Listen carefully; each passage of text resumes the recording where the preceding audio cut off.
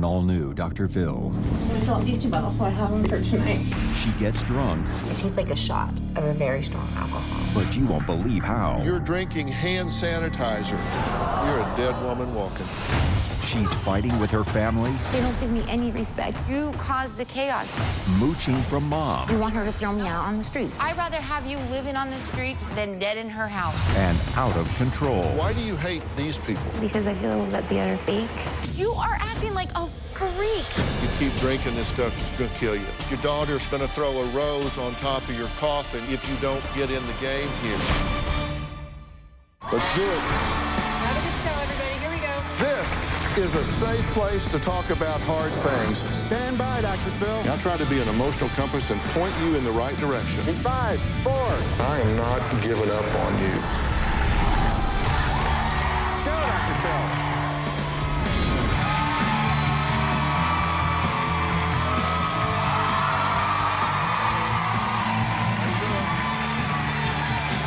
How you doing, guys? How are you? Hey, guys. Thanks very much. All right, I want you to meet Christine. She's 42 and the mother of a beautiful 8-year-old little girl. She's also done 3 stints in rehab. She's had 2 failed marriages, a DUI, and 1 near-death experience. Now, here's what Christine looked like a year ago.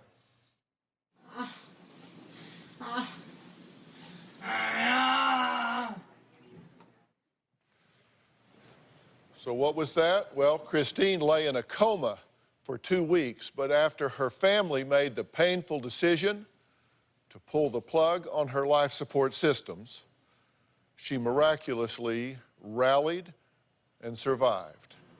Her family says that within 2 weeks of coming out of rehab, Christine turned back to the bottle, only this time it wasn't booze. She started drinking hand sanitizer. Take a look. I'm gonna fill up these 2 bottles so I have them for tonight. So this will be my night plan. There we go. I've been drinking hand sanitizer for about 2 years. I found out about drinking hand sanitizer in rehab. So I have a bottle. I'll fill these up with my 8-ounce bottle, and I'll open it and just a half shot, and then a couple hours later, just the rest. It tastes like a shot of a very strong alcohol. The hand sanitizer is 140 proof. Drink about 40 to 56 ounces of hand sanitizer per week. 4 to 6 ounces a day. It's disgusting and weird to hear myself say that I drink hand sanitizer. As soon as I take a shot of it, I feel like I can function. Her behavior is completely out of control. It's crazy that she would drink hand sanitizer. Well, Christine admits to consuming roughly 4 to 6 ounces of hand sanitizer a day, but insists she doesn't really have a problem. Her sister April says Christine actually drinks this much in a week, approximately 180 ounces, which is almost 1.5 gallons a week. She is drinking this. And later in the show, you're going to find out what all is in this, and you will not believe it. Her family is at their wits' end. My sister Christine's alcoholism is killing her. This alcohol is just consuming me. Christine is totally out of control and destroying my family. I can't stand Christine when she's intoxicated. She's never sober. Christine has abused alcohol for 8 years. It's cost Christine her marriage, her jobs, her family, her relationship with her child. Who's the one that's getting played with? Her! And her health. The emotional toll that Christine's drinking has had on us is insane. When she's intoxicated, she's the meanest person. You hate my guys, and I hate your guys. Christine's behavior is chaotic. She calls everybody bitches, whores. You're right. I don't. What have I done? One time, I got so mad that I punched her. She grabbed a pan and threw it at me. I have grabbed her hair and said, "Shut up." Christine has got into a physical altercation with police officers. She was arrested for a DUI. I know of at least 100 times she's driven drunk, and it terrifies me that she's gonna kill someone. We tried taking her to rehab, AA meetings, sober living facilities. I think that Christine's issues are tied to the fact something is going on in her brain. Christine does not function as a normal person. This is completely mind-numbing for me. I am just lost. I don't know what to do for her. My sister is going to die. Her mother fears if things don't change soon, she is going to die in the next 6 months. Her fears are valid. I think 6 months is optimistic. It was only a year ago that they pulled the plug on her life support system. Christine has abused alcohol so much, it's a miracle she's alive. Over the past 5 years, Christine has been taken to the hospital over 20 times. One time she had a seizure in the emergency room because she had a blood clot in her head. A few years ago, doctors suspected Christine had leukemia. Earlier this year, Christine nearly died. She contracted a staph infection. On the backside of her body, she was getting bed sores. She went into the hospital. Can't even do it. After receiving an aggressive round of antibiotics, her liver started to fail, and Christine slipped into a coma. They told us she was dying. They told us that she needed to go into hospice. I was sad and I was angry that my sister was dying. The thing going through my mind was, how are we gonna break this to an 8-year-old? Her mom died because she just couldn't stop drinking. Christine was on death's door. We were told to say our goodbyes to her. The morning that we were going to unplug her and take her to the hospice floor, she woke up. It was a complete shock. It was unbelievable. 2 weeks after Christine got home from the hospital, Christine started drinking again. Not even a near-death experience stopped my sister. I'm 100% convinced that Christine will die of her disease.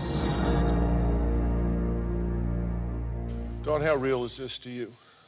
It's real. I've never seen her drink hand sanitizer, so that's the first time I've actually seen her. Really, it's pretty horrific. What do you say to yourself about this as a mother? I think I've become numb. I don't know what to do. It's so horrifying. You know she's doing this in front of her daughter. You made the decision to take her off life support. Yes. Take me through that moment when you finally made the decision, I have to let her go. Christine was so full of life. She's so beautiful. And I thought, if she wakes up from her coma and is a vegetable, that I can't even imagine. And I decided at that time I couldn't bear to see her like that either. So it was painful beyond belief. There's an 8-year-old child here. Yes. Okay, and you counseled her, you told her, it's over. Yeah. We're going to have to make a decision and let her go. And it was her belief that her mother had died, correct? Yeah. But then who forgot to tell her that she had recovered? The first call she made, Mommy, Mommy. Oh, that's right. Mommy, you're alive, Mommy, That's Mommy. right. I forgot all And then about I that. realized, oh my gosh, nobody had told her. Oh So my she gosh. learned by getting a call from her mother? Yes, That's right. yes. That's awful. Yeah. Hello. What? Mommy? Just what this child's being dragged through is just unbelievable. Christine is backstage. We're going to meet the woman at the center of this drunken dysfunction when we come back.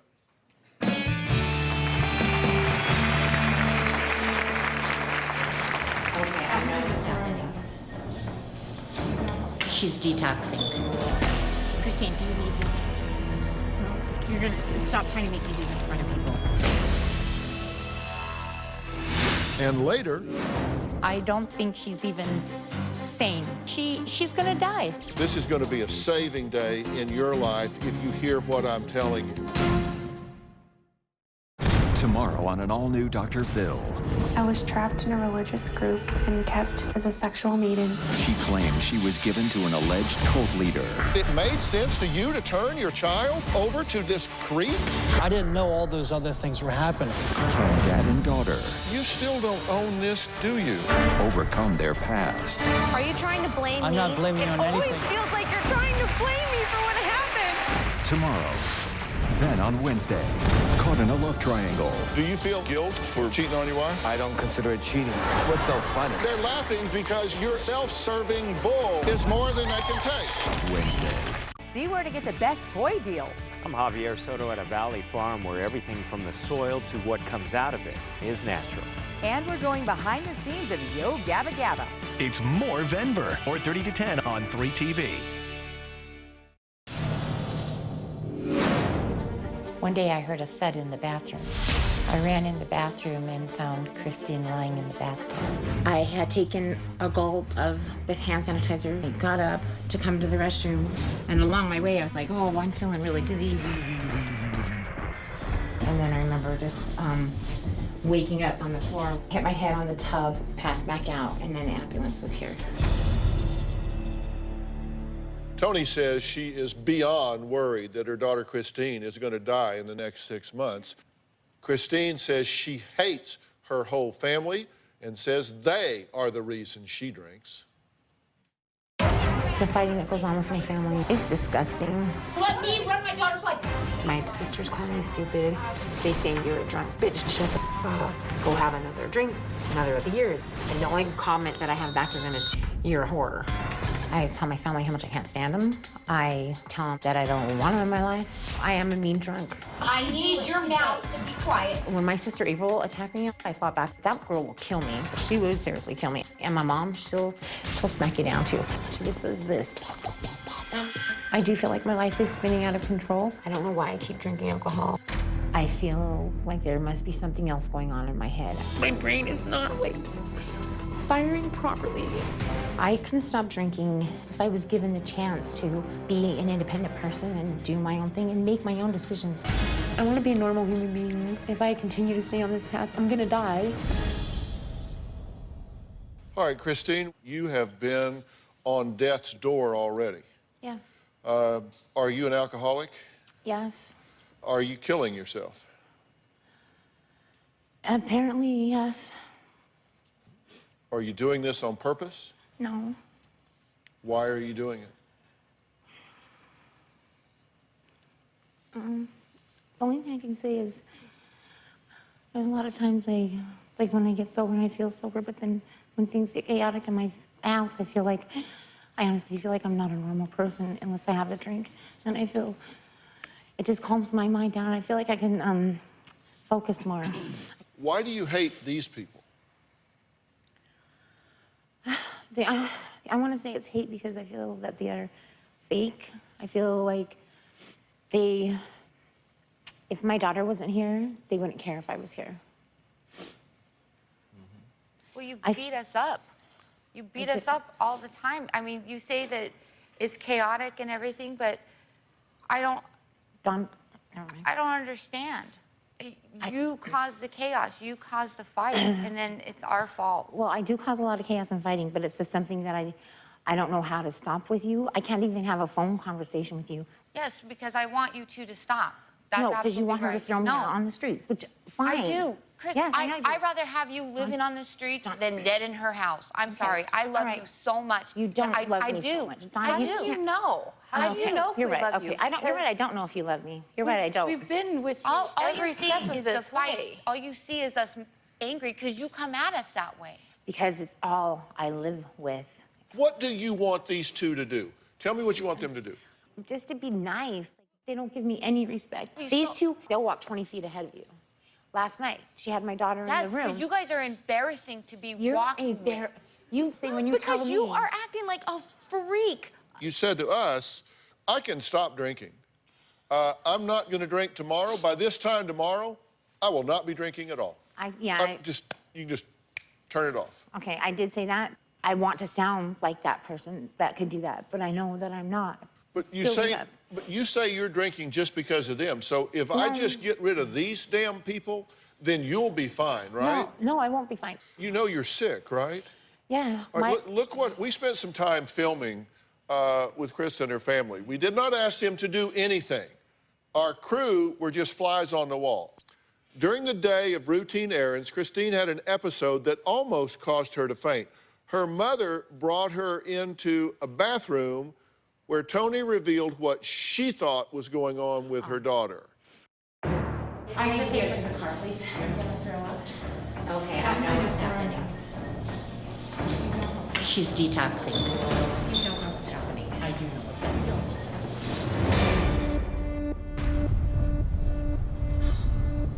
Christine, do you need this?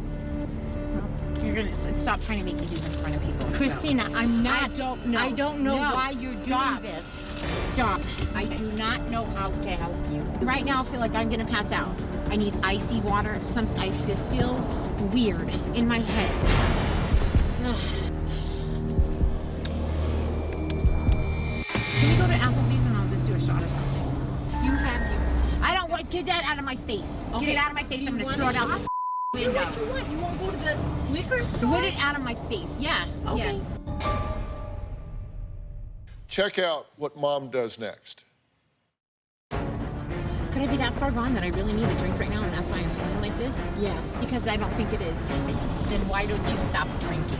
No, I know I can't stop. I know, I feel like I could though. Like, I don't even, I want to. I will. Can I have a Bloody Mary? Maybe, yeah. The liquor store's right there, right? Yes. I'll get you a drink. I'll get you something.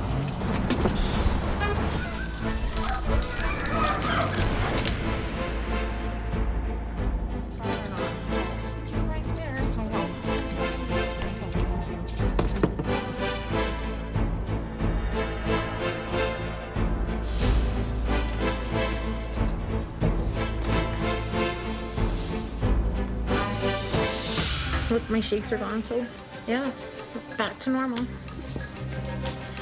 Whatever it is that it does to my brain, like, it makes me feel like normal.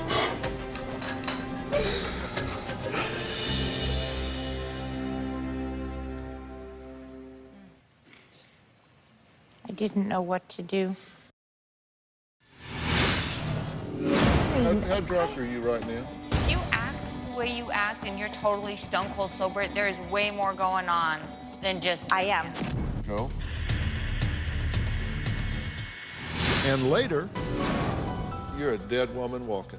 If something dramatic doesn't happen, you're not going to see Christmas. Your daughter's going to do that by herself. Why is she moving away from me right now? I don't know why we're playing games with the I'm not playing We're playing games with the 8-year-old. Christine's drunken behavior plays out all the time in front of my granddaughter. She's pulling from me? She's pulling from you? Really? Who's the one that's getting played with? Her, not us. She is. My granddaughter has watched the fighting, the screaming, the yelling. She gets frantic.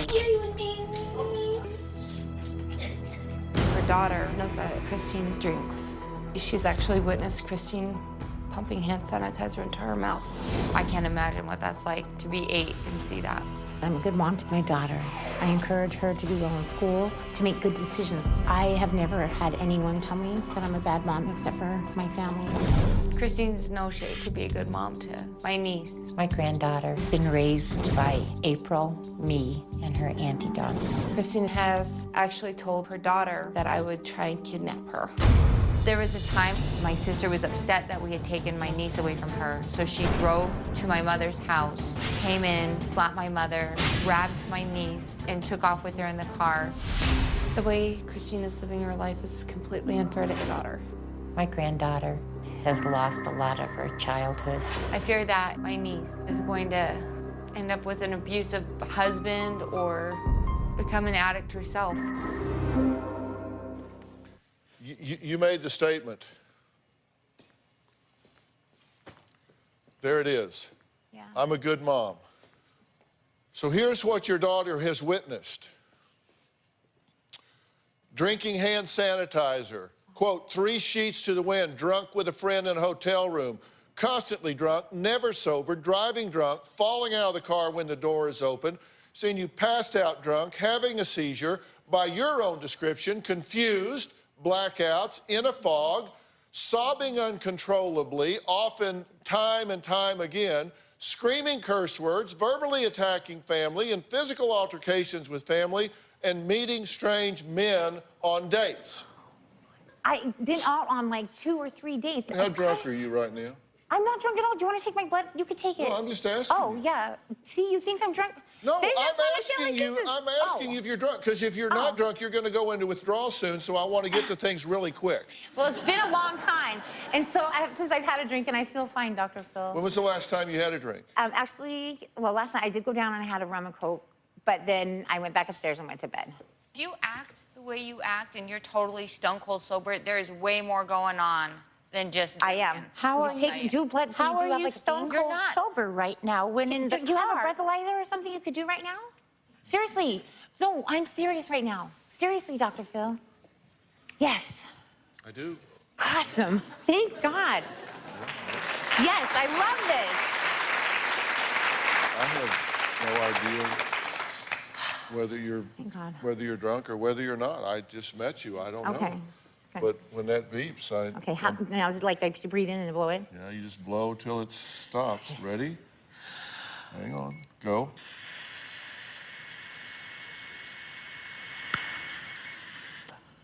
Is that good? I don't know. Oh, okay. I only had 2 Altoids upstairs for the lady and a little bit of water. It says you're not drunk now.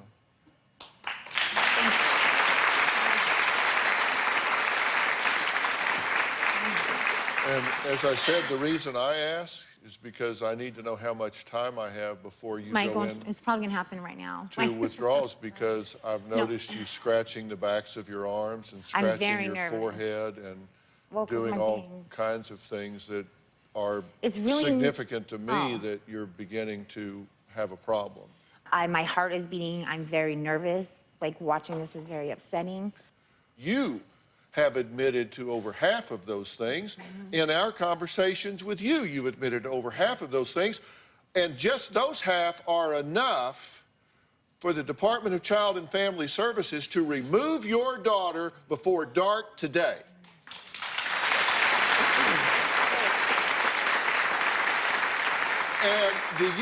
And you have this theory that there's something going on with your brain? I don't think clearly in this.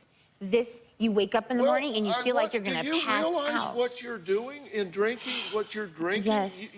How much, what's the most you've had to drink for an extended period of time? One of those great big jug ones. So you would drink, what, a half a gallon a day, a gallon a day? A half a gallon. So you drink, there have been times when you've been drinking a half a gallon of vodka a day. It was a while. Okay, yes. and now you're drinking hand sanitizer.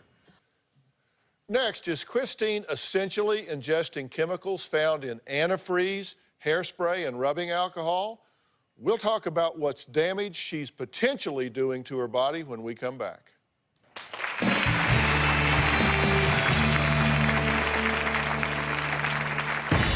One time, Christine pulled into the driveway in front of me, and she opened her door and just fell out of the car. She was so drunk. I looked in the car, and my granddaughter was in the back seat. Another time, while being drunk on vanilla extract, she rear-ended a van that had a family in it. Should have been a wake-up call for her. There was a DUI, but she just started drinking again. Closed captioning provided by Sandpaper Skin, new Curel Rough Skin Rescue with Olive Oil gently exfoliates rough, flaky skin for deep hydration and soothing relief. Curel. Alaska. This is the year. For a free vacation planner, call 800-76-ALASKA. All the sparkle of champagne, delightfully non-alcoholic. Celebrate with Martinelli's, a family tradition since 1868. There are times when I black out, when I don't remember getting myself ready for bed.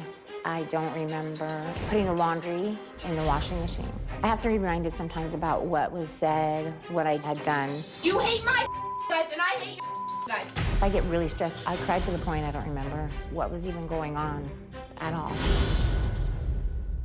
Christine admits that she's tried drinking vanilla extract, mouthwash, and now hand sanitizer so she could function. Now, I've asked Dr. Pat Basu, Chief Medical Officer of my Doctor on Demand, to explain the dangers of drinking non-traditional forms of alcohol. So, Dr. Basu, welcome. I appreciate you being here today. Good to see you, Dr. Phil. How are you?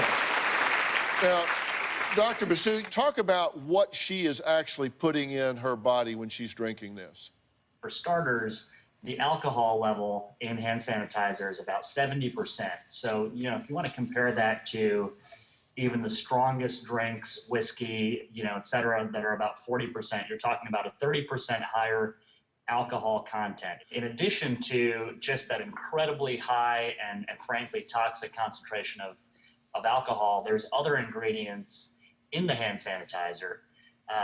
Ingredients that you'd find in things such as antifreeze, hairspray, other just toxic chemicals that she's putting into her body. It can have an incredibly deleterious and in some cases fatal effect at those quantities. Okay, so what we're talking about here, just so you understand, we're talking about glycerol, propanol, isopropyl alcohol, ethanol. These are things that he's saying are in antifreeze, hairspray, things of that nature that can, doctor, these can absolutely rip a hole in your gastrointestinal tract, correct?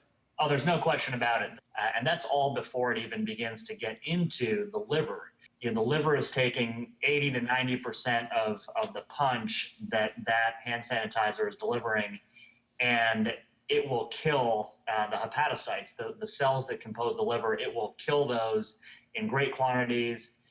Certainly in the short and medium term, that liver will get shrunken and fibrotic, what we call cirrhotic. All right, now, this can actually cross the blood-brain barrier and actually go to the brain, correct? That's correct. Alcohol and certainly the alcohol that's in this hand sanitizer will seep across. It's a small molecule. It will seep across that blood-brain barrier, cause direct effect in the brain, instantaneously killing millions and millions of brain cells, and certainly over time will lead to confusion. Their arms and their legs start to shake as more and more of the brain gets damaged, and by that time the liver has certainly been pretty much shot as well. With ingesting this hand sanitizer as well as alcohol, what do you predict going forward? Unfortunately, I think this is an incredibly serious case of alcoholism, and on any one of these instances, this can result in a fatality for sure. And doctor, I want to be clear so everybody understands, because Doctor on Demand is an app that everybody can download and be face-to-face with either you or another doctor with a matter of seconds to handle routine disorders. If they have an acute crisis like poisoning or whatever, you recommend that they call 911 or the Poison Control Center, correct?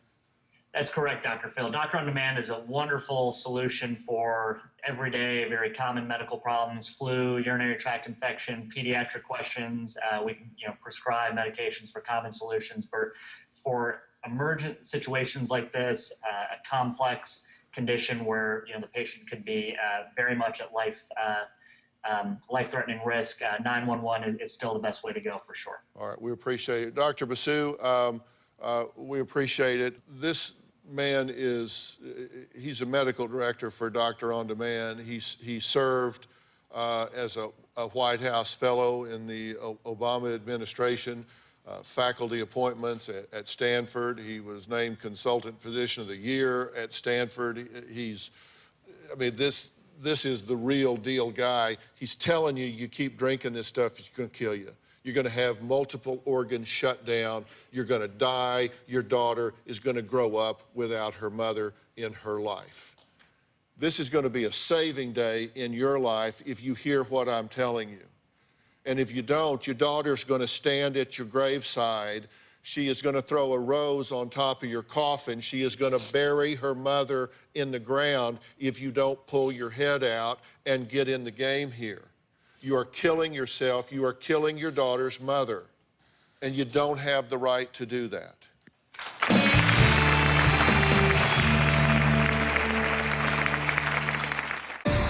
Christine uses my niece as a bargaining chip so that my mother won't make her pay any bills or kick her out. Is my daughter. You guys throw me out, you also are throwing her out. Tomorrow on an all-new Dr. Phil. Trapped in a cult? You had a girlfriend pick you up the other night. You were drunk on your ass. Pick you up and take you to a hotel with. I wasn't. You were drunk on your ass, and when I came in the next morning, you were totally. Tell me you weren't drunk the following morning.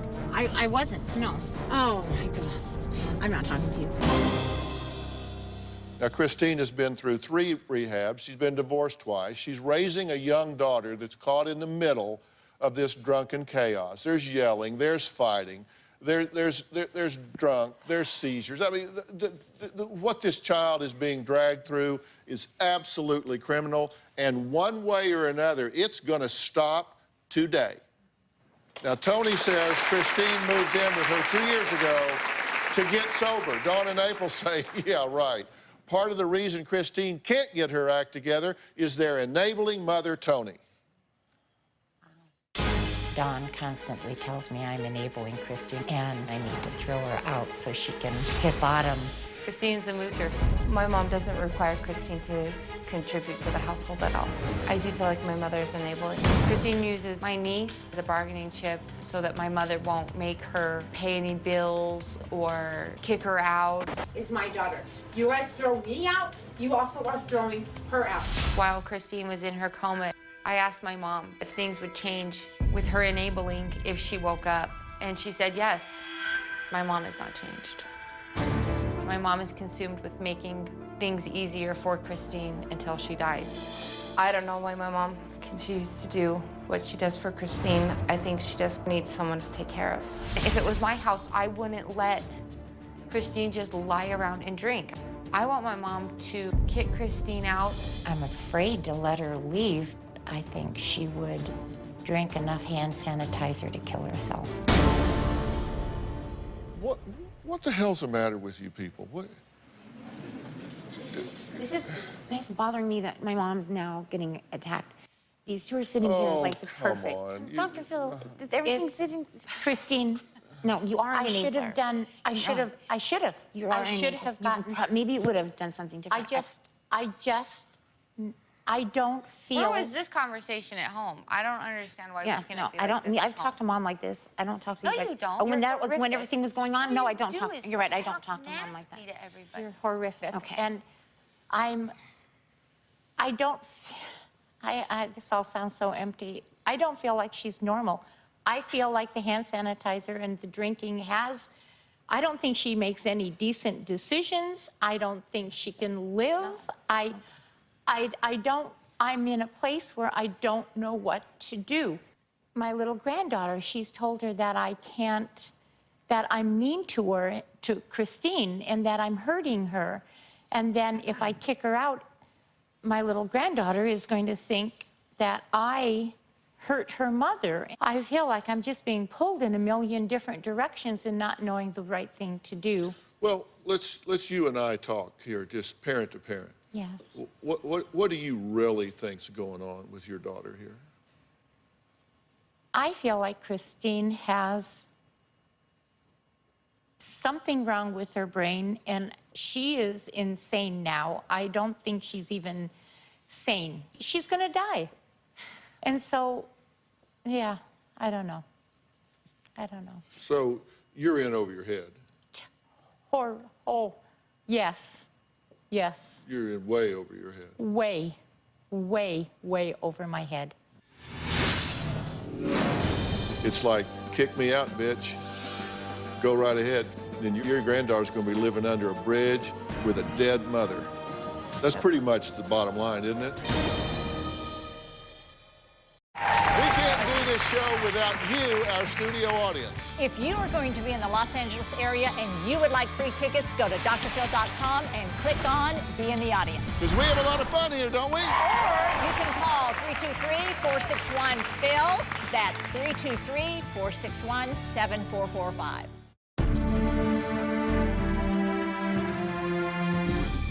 Okay, I'm going to tell you what I think's going on, then I'm going to tell you what I think needs to happen, okay? I think what's going on is the three of you are being held hostage. You got emotional extortion here, and the gun she's holding to your head is this 8-year-old child. Yes. Because she's got leverage. It's like, kick me out, bitch. Go right ahead, because I'm going to take her with me. Then your granddaughter's going to be living under a bridge with a dead mother. That's pretty much the bottom line, isn't it? Isn't that your nightmare? Isn't that what you wake up living with? Absolutely. You kick her out, she dies, Absolutely. your granddaughter's on the street, Yes. blaming you for her mother's death for the Yes. rest of her life. Yes. So basically, you're keeping her there to make yourself feel better. You know it's not in her best interest. You know it's not in your granddaughter's best interest. You're just keeping her there so you don't become the villain. Maybe. I don't. Maybe, I'm hell. out of it. I don't know. I've checked You're paying out. the ransom. Yes. That's the ransom. The ransom demand is you do what I want to do or you have to feel guilty. So you're parenting from guilt. Kick me out and you're going to feel guilty because I'm going to be dead. Your granddaughter's going to blame you for the rest of her life. Live with that, bitch. That's pretty much her message, right? Yes, it is. Okay, am I missing something here? If I run a red light, stop me. Nope, that is right. That's pretty much exactly the deal. And so that's the leverage that she's had up until today. Yes. But she's not going to have that after today because this child cannot stay in this situation. This child is in harm's way. This child is being neglected. This child is being abused. This child is being subjected to mental, emotional, and verbal abuse. Yes. And that's not okay. That has to stop. Okay? And you can say you started, they started, or you just all come together like, you know, a powder keg. I don't care.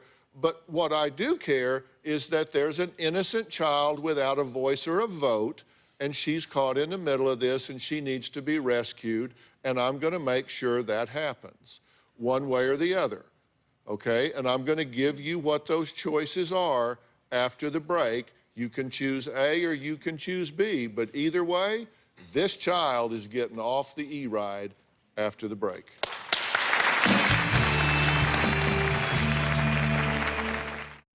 Closed captioning provided by Sandpaper Skin, new Curel Rough Skin Rescue with Olive Oil gently exfoliates rough, flaky skin for deep hydration and soothing relief. Curel.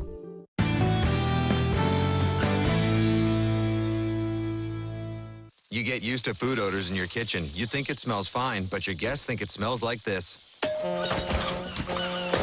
Febreze Air Effects works instantly to eliminate odors you've gone nose blind to. It smells so much better. So you and your guests can breathe happy.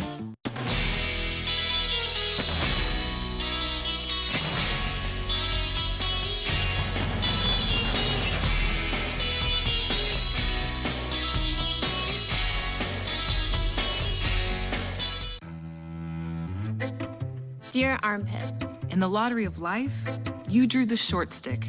People shave you, pour hot wax on you, and your name is Armpit. People don't treat you like skin. Because frankly, they don't think of you as skin. New Dove Advanced Care, the first antiperspirant with Nutrient Moisture. So you can be a softer, smoother, more beautiful little armpit. You deserve our best care ever. And don't you ever forget that.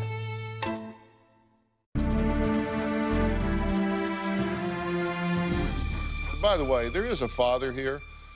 We invited him to be on the show. He agreed, and then he decided not to be part of it, and he sent us a statement that I'll read in part. He said, after discussing this further with my wife, we've decided that it's not a good idea for me to participate on the show tomorrow, and I'll explain why.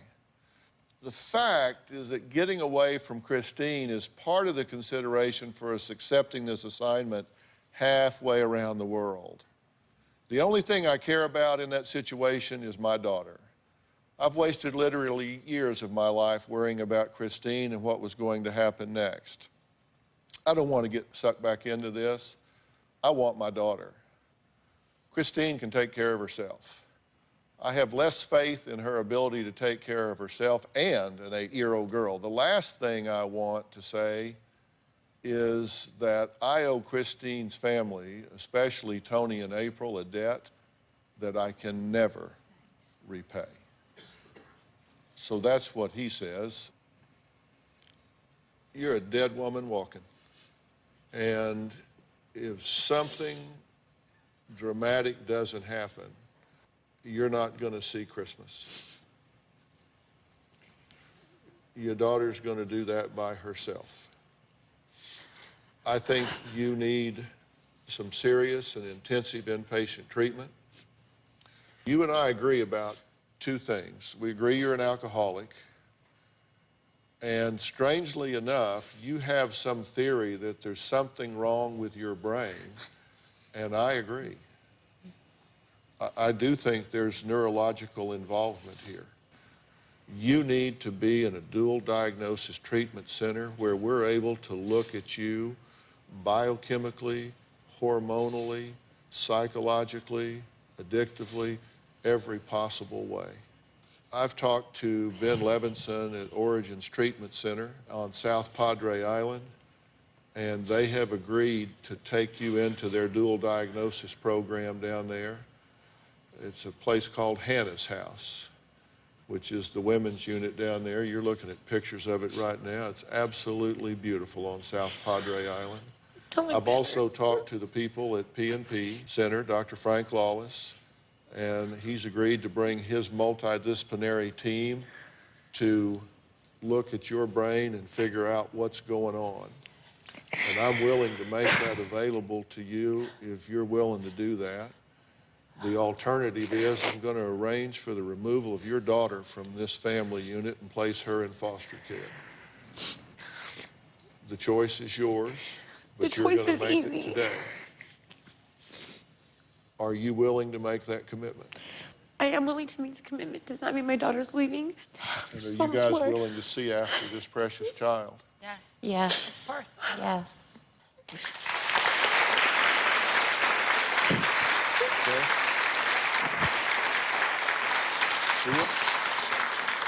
I want to thank all of my guests today. A special thanks to Origins and the PNP Center.